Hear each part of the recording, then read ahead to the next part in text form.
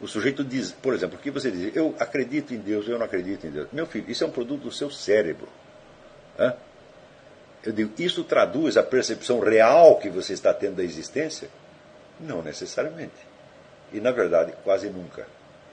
O que o seu cérebro diz é uma coisa, o que o seu coração sabe é outra completamente diferente.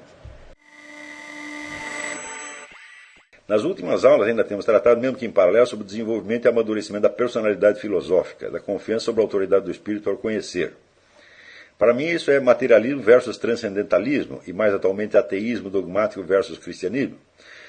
Por isso queria saber sobre essa etapa da sua vida. O senhor passou por algum processo de conversão? Quer dizer, você já comentou que nunca se afastou demasiado do cristianismo, mas queria saber se chegou a ter conflitos e dúvidas, como um Lewis ou um Chesterton, antes de virarem apologistas. Ademais, quando o senhor diz que é natural, que é da condição humana que às vezes duvidemos, o que quer dizer exatamente? De que dúvida falamos? O senhor se refere a duvidar de coisas como, por exemplo, a infalibilidade papal, simplesmente, ou sobre, às vezes, chegamos mesmo a duvidar do próprio Deus e da autenticidade de seu filho?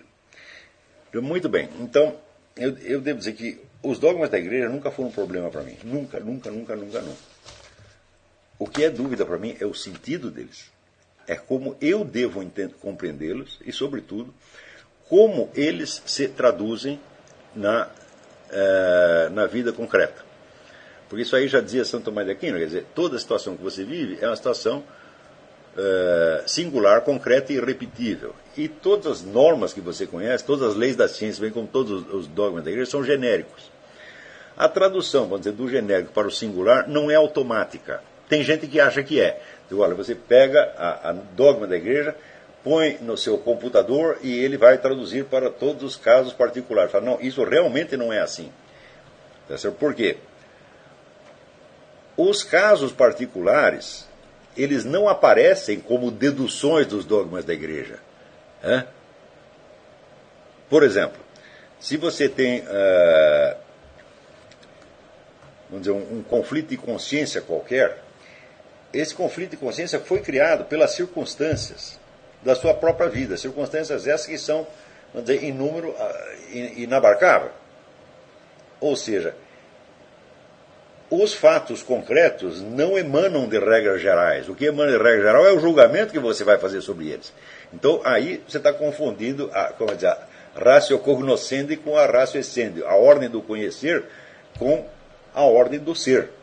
Quer dizer, na ordem do ser, os fatos, as situações emanam de um número, às vezes, inabarcável de causas,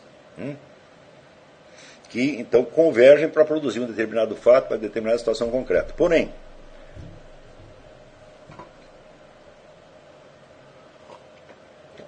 a aplicação entre dos dogmas da igreja, a compreensão da situação e a dedução da atitude que você deve tomar, esta sim vai do geral para o particular.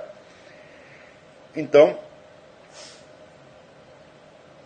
você tem aí como dois trajetos opostos. Um que produziu a situação e o outro que produz o seu entendimento dela a partir do dogma da igreja, ou que seja a partir de uma lei científica ou de um princípio filosófico geral.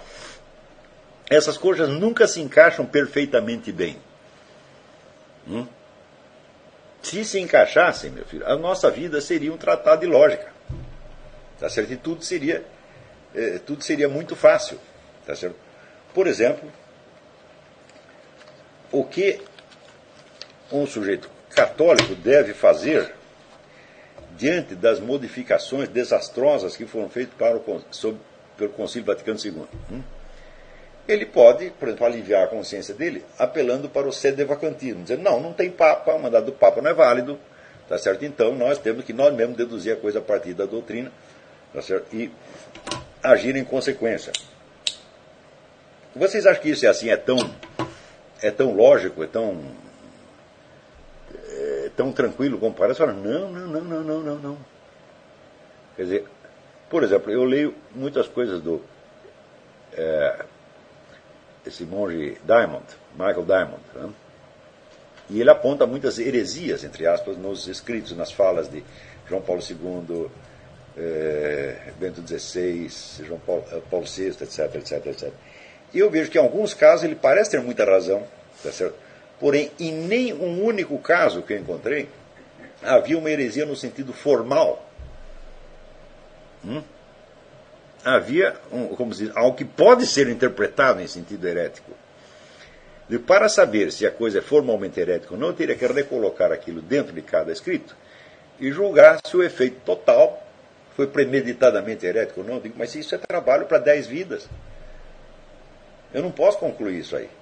Não dá para fazer. Então a resposta é não sei. E quando você não sabe, então nós temos o problema. Sim, nós temos que seguir os mandamentos da igreja, mas seguir os mandamentos no sentido geral é uma coisa, e identificá-los na vida todos os dias e para todas as situações é outro problema completamente diferente. Então, desde há muito tempo, mas muito tempo, eu me coloquei a seguinte proposta. Claro, eu vou tomar os dogmas da igreja como um conjunto de normas dos quais eu devo me aproximar. Não modelando imediatamente a minha conduta externa por elas, porque em muitos casos eu não sei como fazer isso. Tá certo? Porém, fazendo um esforço sério de internalizá-las e de enxergar as coisas como Deus quis que nós as víssemos. Então, você tem que transformar você internamente primeiro e externamente depois. Este é o processo que leva uma vida. Tá certo? Porém,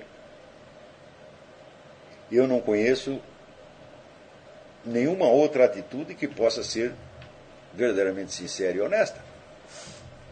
Quer dizer, você simplesmente abster-se de fazer certas coisas, é claro que não é o suficiente. Quando você veja aqui, nos 10 mandamentos há uma série de mandamentos que são proibições. Não faça isso, não faça aquilo, não faça aquilo. Bom, isso aí parece relativamente fácil. Porém, não esqueçam o seguinte, que Jesus diz que tudo isso depende dos 2 primeiros mandamentos. E dos 2 primeiros mandamentos, nenhum é restritivo, nenhum é uma proibição. É um mandamento positivo. Faça determinada coisa. Ama a Deus sobre todas as coisas e ama teu próximo como a ti mesmo. Então significa que os outros 8 mandamentos devem ser interpretados em função desse. Então você tem 8 proibições, né, que são baseadas em 2 mandamentos positivos. Se você obedecer às 8 proibições, mas não for no espírito dos 2 primeiros, você errou tudo. Então faz também muito tempo que eu percebi isso. Falei, mas todo o problema é este. O que é amar a Deus sobre todas as coisas e o que é amar ao próximo como a mim mesmo. Então eu vou tentar descobrir isto e, na medida que eu vou descobrindo, isso vai se transformar naturalmente na minha conduta. Isso é o que eu posso fazer no curso de uma vida. Né? Eu não sei que outra coisa eu poderia fazer. Tá certo? Então, eu nunca passei por um processo de conversão, eu nem sei o que é isso. Tá entendendo? Eu não acredito que as nossas crenças pessoais, as nossas ideias pessoais tenham a mais mínima importância nesse aspecto. Né? O sujeito diz, por exemplo, o que você diz? Eu acredito em Deus, eu não acredito em Deus. Meu filho, isso é um produto do seu cérebro. Né? Eu digo, isso traduz a percepção real que você está tendo da existência? Não necessariamente. E, na verdade, quase nunca. O que o seu cérebro diz é uma coisa, o que o seu coração sabe é outra completamente diferente. Então, nas aulas anteriores eu mostrei para você que se não existe pelo menos uma vaga consciência de imortalidade, tá certo? Você está fora desta coisa inteira. Tá certo? E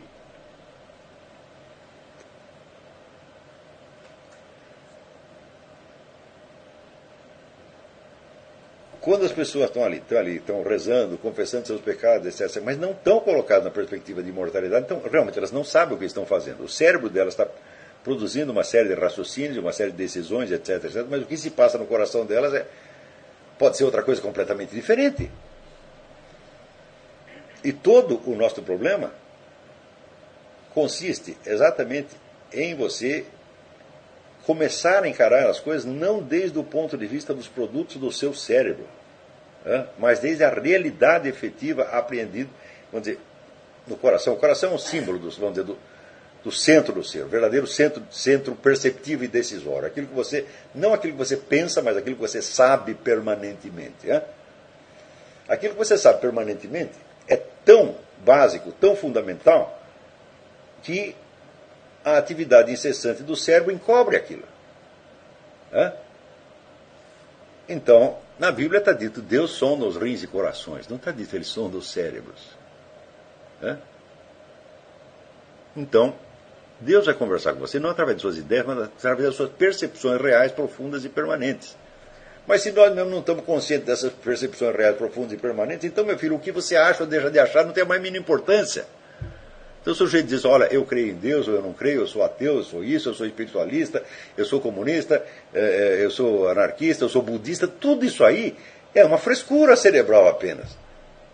Não é a verdadeira percepção que o indivíduo está tendo. Então, não adianta nada ficar discutindo a crença do outro, se essa crença é uma superficialidade cerebral que saiu da massa cinzenta dele num certo momento e vai desaparecer na outra. Isso é tudo perda de tempo. O nosso esforço é para nos instalarmos na verdadeira realidade, a realidade profunda e mais permanente, a mais, como é que se diz, decisiva que haja dentro de você. Então, o que interessa é dizer como eu estou percebendo as coisas realmente, não só neste momento, mas o que é que eu tenho visto desde criança. O que é que eu, no meu coração, nunca neguei, porque eu sei que está ali.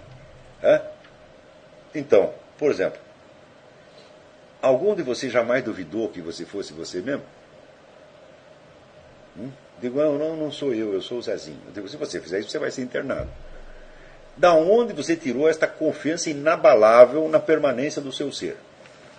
Você pode averiguar, todas as suas sensações, elas não fundamentam isso. Toda a sua atividade cerebral não fundamenta isso. E se você investigar mais profundamente a estrutura da percepção, você vai ver que isso, na realidade, é impossível. Por exemplo, cada um de vocês está convencido de que você é uma individualidade única e insubstituível. Não pode trocar você por outro. Você sabe isso não só a respeito de você mesmo, como você sabe da sua namorada, do seu irmão, sua mãe, sua avó, sua tia, todo mundo. Né? Eu digo, onde está essa percepção de individualidade? Conceptualmente, não pode ser. Né? Para a razão, para o pensamento racional, só existem categorias genéricas. Então são os sentidos. Você está muito enganado. Né? Os sentidos, por si mesmos, eles só percebem qualidades gerais. Formas, sons, cores, medidas, gostos, etc, etc. Você não percebe nada de singular. Eu digo, meu Deus do céu, mas se nós não pegamos a singularidade nem pela razão e nem pelos sentidos, da onde que nós a pegamos então? E, no entanto, é fácil você perceber que sem a percepção de singularidade, nós viveríamos no mundo da lua. Nós estaríamos completamente perdidos no tempo e no espaço. Então, é forçoso reconhecer que por baixo da sua atividade racional e da sua atividade perceptiva, existe um conhecimento mais profundo e permanente que lhe dá a verdadeira realidade das coisas. E que se utiliza, vamos dizer, das sensações e da razão, mais como um instrumento de comunicação do que como um instrumento de conhecimento. Então, esta consciência de individualidade profunda e permanente é o que eu me refiro como senso de imortalidade. E é por isso que eu digo que este é, vamos dizer, o princípio da filosofia. Você vê que em Sócrates e Platão, vamos dizer, a prioridade da consciência de alma imortal sobre tudo mais é a coisa mais óbvia do mundo. Então, tudo mais eles podem questionar, mas isto não. Por quê? Porque é ali que eles se instalam para poder questionar tudo mais. Quem questiona o resto, eu digo, é a alma imortal. Está entendendo? Então, eu posso dizer que eu tinha esta percepção muito antes de que eu conseguisse, vamos dizer, transmutá-la em discurso, até para mim mesmo. Eu não tinha isso nem como discurso, nem como imagem, mas estava lá. Por quê? Porque isto é eu. Está entendendo? Então, quando muitas aulas atrás, eu falei da percepção de fato concreto, eu estou me referindo à mesma coisa. Ora, quem é que não sabe, vamos dizer, que um fato concreto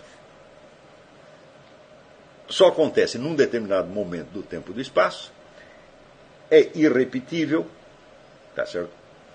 Pode ser imitado, mas não repetido, e se compõe de uma série da convergência de um número indeterminado, praticamente ilimitado de processos causais, alguns essenciais, outros acidentais. Quem não sabe disso? Todo mundo sabe. Uma vez que você conseguiu transmutar isso em palavras, todo mundo percebe, claro que é assim.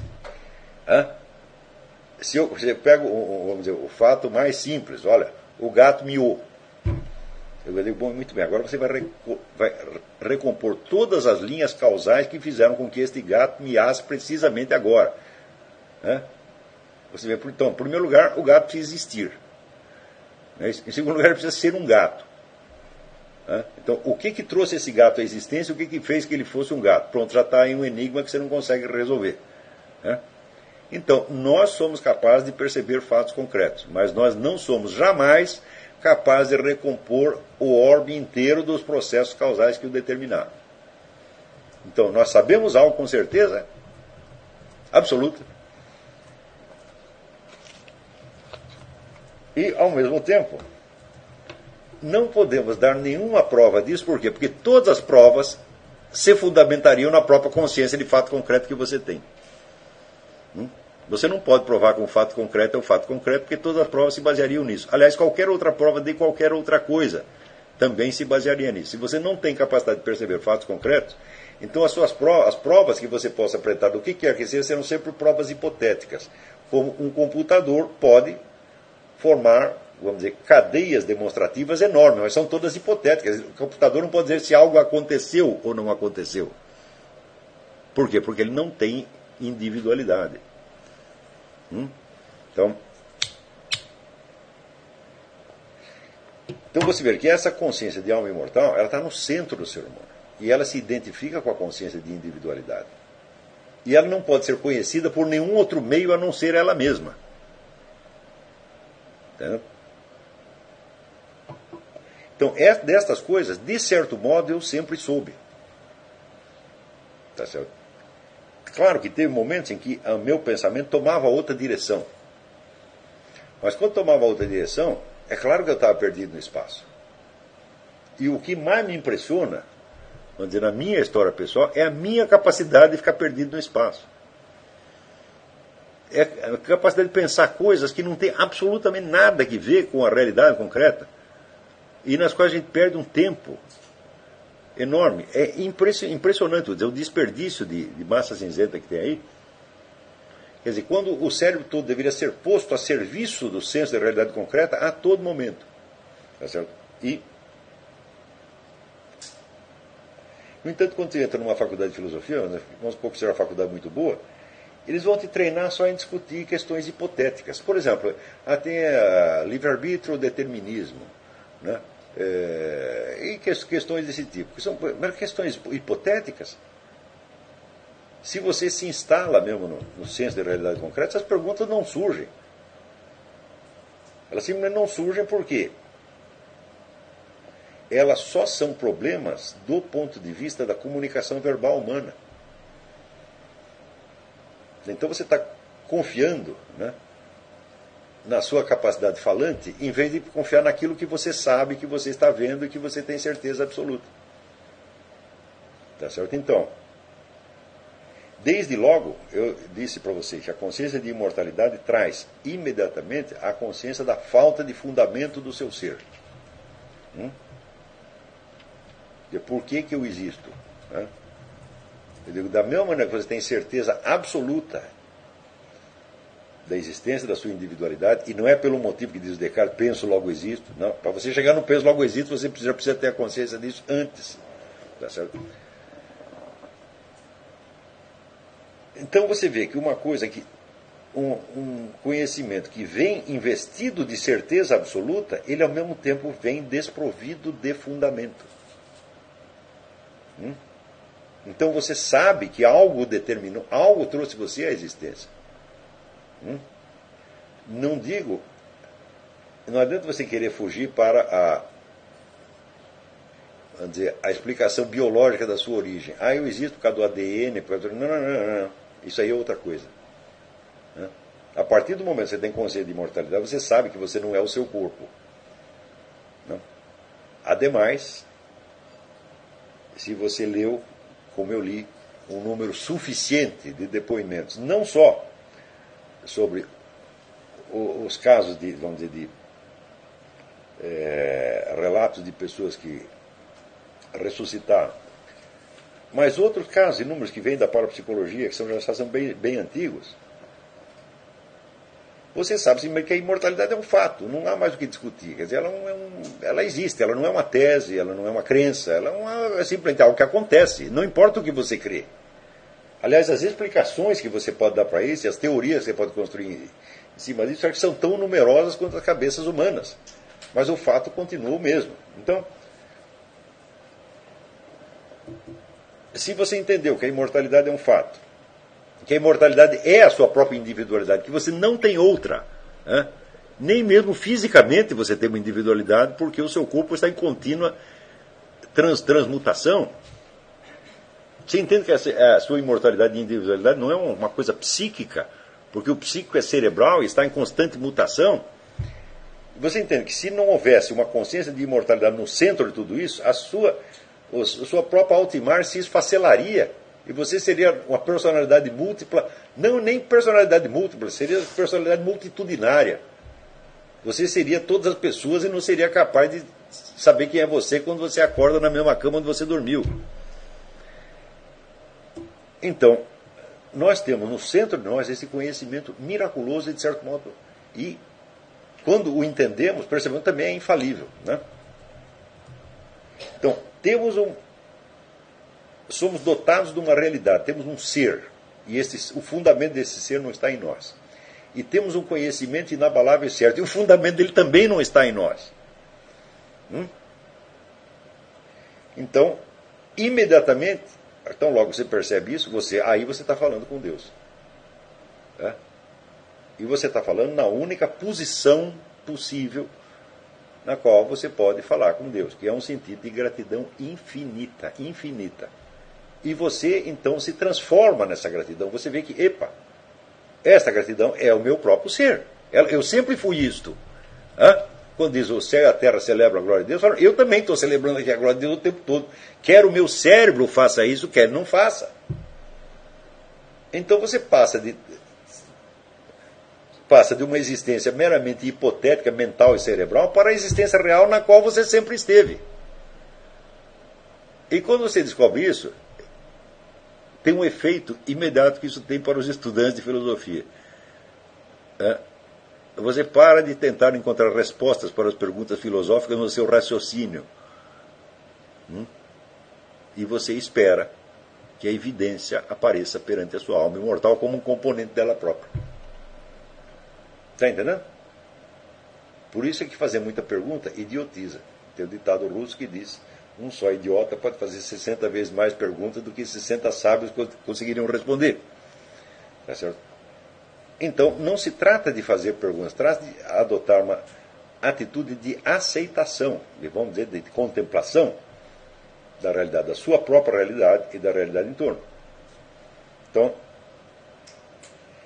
vamos dizer, é esta transmutação que pode fazer do idiota um grande filósofo. Um grande filósofo Platão já dizia, um grande filósofo não é um pensador, ele é um amante do espetáculo da verdade. Aliás, teve até aquela discussão com o Paulo Giraldelli, que dizia, não, os filósofos não são amantes de espetáculos. Daí eu mostrei o texto grego para ele, e mesmo assim continua teimando. Tá bom. Fui vencido. Quer dizer, a absoluta inépcia do adversário é invencível, então eu fui vencido. Ele não pode entender o texto, então o que mais posso fazer? Então, Isso é a mesma coisa que você chegar num país, lá dar uma nota de $100, mas o cara não sabe ler o número 100, pô, ele não vai aceitar os seus $100. Venceu a briga. Então, o filósofo é um amante do espetáculo da verdade, é um contemplador. Tá certo? E é contemplação mística? É contemplação mística mesmo. Deixa para o Wittgenstein. Isso aqui não é contemplação mística, isso aqui é simplesmente o espetáculo da verdade, o espetáculo do qual você faz parte.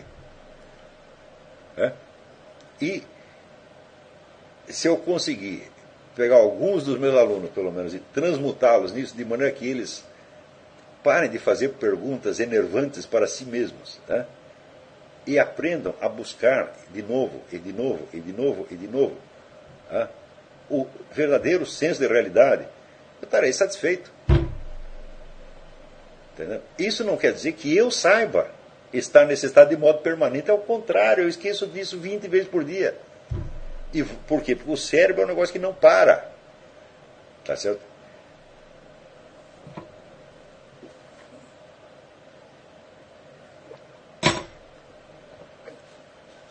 E então, essa foi realmente a minha experiência. Eu posso dizer que eu sabia disso desde que era criança. Mas o problema não é saber disso. O problema é lembrar disso. Lembrar e voltar à mesma posição de novo, e de novo, e de novo, e de novo, toda vez que você tem dúvidas. Então o que você faz? Você entra no estado de consciência de imortalidade e você pergunta para Deus e espera que Deus responda. Ué. E se ele não responder? Se ele não responder, ele sabe o que está fazendo. Ué.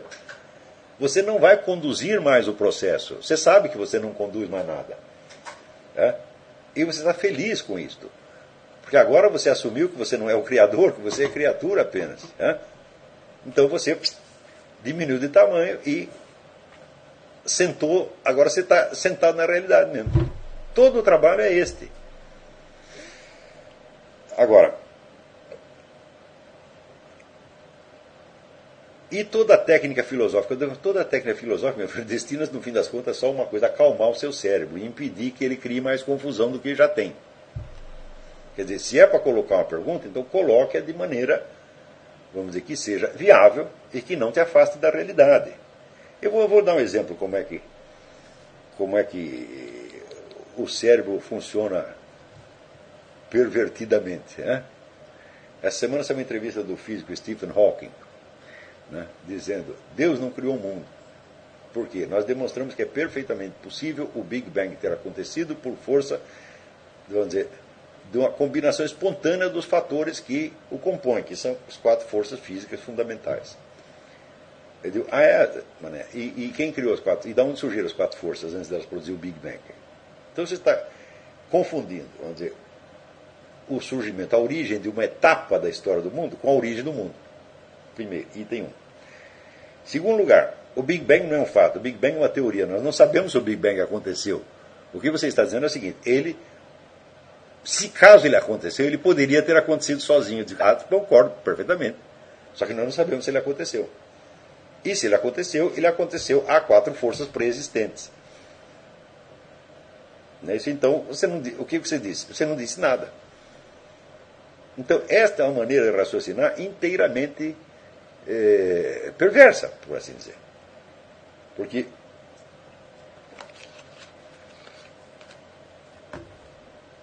quando nós falamos do mundo que Deus criou, nós estamos nos referindo ao mundo real.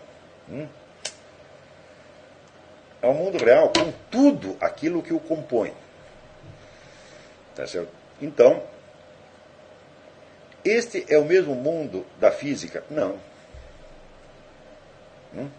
Especialmente o mundo da física quântica. Bom, eles sabem que tem certas partículas, que as partículas parecem fazer isso, parecem fazer aquilo, e dá para você medir e prever o que elas vão fazer. Agora, qual é o estatuto ontológico dessas partículas? Ninguém sabe. Agora estou relendo o livro do Wolfgang Schmidt, O Enigma Quântico, que foi traduzido, ela é muito bem traduzido por um aluno nosso, o Rafael de Paula, ao qual estamos todos gratíssimos por isso. E você vê que os físicos sabem muita coisa a respeito das partículas, só não sabem o que elas são. Então, isso quer dizer que o mundo da física não é o mundo real. Ele é um aspecto da realidade cujo estatuto no conjunto do real você não sabe. Então, vamos supor que você consiga até demonstrar a origem dessas partículas. Você demonstrou a origem do mundo, fala de jeito nenhum. Agora, viram, por que tantos físicos escrevem livros sobre filosofia, teologia, metafísica, etc, etc? Se eles escrevem tanto sobre isso, é precisamente porque eles estão incertos quanto ao estatuto de realidade do seu objeto de estudo. Então isso quer dizer que nada que a física descubra nos dirá absolutamente nada sobre a origem do mundo real. Nunca nada. Agora, como é que o homem não sabe disso? Ele não sabe por quê? Porque é um cara que está impressionado com o seu próprio cérebro, com os produtos do seu próprio cérebro, ganha um dinheirão com isso. Tá certo? E já não sabe mais distinguir o que é um produto cerebral do que é ciência de realidade. E o número de pessoas que estão infectadas assim, o número de pessoas que fazem sucesso com isso, é um negócio impressionante. Só que você vê, as opiniões deles vão e vêm, elas passam. Mas, como diz na Bíblia, as palavras de Deus não passarão. Entendeu? Então, essas palavras que não passam, né, é nessas que você tem que se instalar. Não na base de ler a Bíblia e sair repetindo aquilo, e sair batendo com a Bíblia na cabeça dos outros, você é um pecador, você fez isso. Não, pelo amor de Deus, o que é isto? É assim, primeiro, eu vou aprender a amar a Deus sobre todas as coisas. Se você ama alguém, você presta atenção na pessoa, não é isso? Ou ao contrário, você ama, você não quer ver nunca. Então, qualquer moleque apaixonado sabe que ele pega a mulher amada e fica o tempo todo olhando para ela, não fica? Então, Deus é a mesma coisa. Então, você quer olhar e ver e conhecer e saber. Então, esta é a primeira coisa. A segunda coisa, você quer que os outros façam a mesma coisa porque isso é bom. E isto é o que vai dar a eles a consciência de imortalidade e, eventualmente, até a salvação da alma. Então, esse é todo o serviço. Agora, o que as pessoas entendem como religião, às vezes coincidem com isso, mas na maior parte dos casos não coincidem. Por exemplo, essa semana eu estava tendo uma discussão com um conservador aqui, que ele estava indignado, porque o Rush Limbaugh contratou o Elton John para cantar no casamento dele. Você está vendo, o Rush Limbaugh é um falso conservador, porque ele está aí promovendo um gay, etc, etc. Eu digo, peraí, mas o que o Elton John foi fazer lá? Ele foi lá fazer um casamento gay? Não. Ele foi lá para cantar no casamento do outro. Você não pode recusar um emprego para o sujeito porque ele é gay. Isso não tem sentido. Quer dizer, você ser contra o movimento gay é uma coisa, agora você ser a favor de discriminar um cantor no show porque ele é gay é outra coisa completamente diferente. Mas por que as pessoas fazem isso? Porque elas leem aquele negócio todo da Bíblia e elas ficam angustiadas. Elas veem que existe tanto pecado no mundo e que elas não fizeram tão pecado que elas ficam desesperadas e querem se limpar de algum jeito e falam, meu filho, você não vai se limpar jamais. E quer saber, isso não tem a mais mínima importância. Quem vai limpar você é Deus, porque ele já fez uma vez, ele vai fazer outra. Não se incomode, é o negócio do Padre Pio, o resto não se preocupe. Então, se eu puder passar isso para as pessoas, eu acho que é bom para elas. E não consigo pensar nada mal que possa decorrer disso aí. Outra coisa, quando você entra em estado de consciência de imortalidade, vamos dizer, os seus pecados, os seus erros aparecem todos na sua frente, assim, todos de uma vez. Eles aparecem e somem imediatamente. Porque você já os apresentou a Deus, e já pediu perdão, e já recebeu perdão. Tudo isso é instantâneo.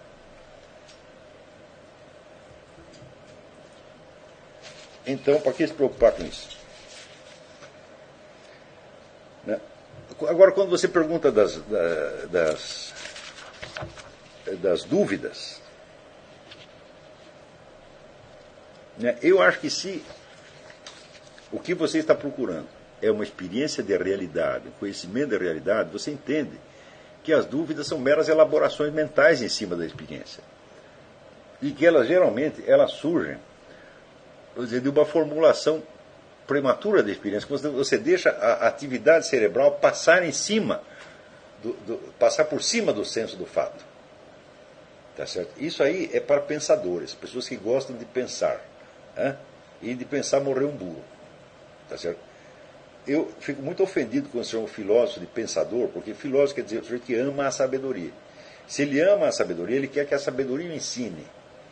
Ele se abre para ela, ele contempla, ele roga, ele pede, e ela lhe dá alguma coisa. Agora, se você quer pensar, então você quer você mesmo ensinar você mesmo. Está entendendo? E é claro que o número das perguntas que se pode fazer é infinito. E a maior parte do ensino de filosofia no mundo trata de ficar só elaborando essas perguntas. Quando você adota a posição existencial certa, você vê que muitas vezes essas perguntas não são nada complicadas. Elas são muito fáceis, desde que você não queira produzir uma resposta com a sua própria cabeça. Desde que você simplesmente aceite a realidade como ela vem. Né?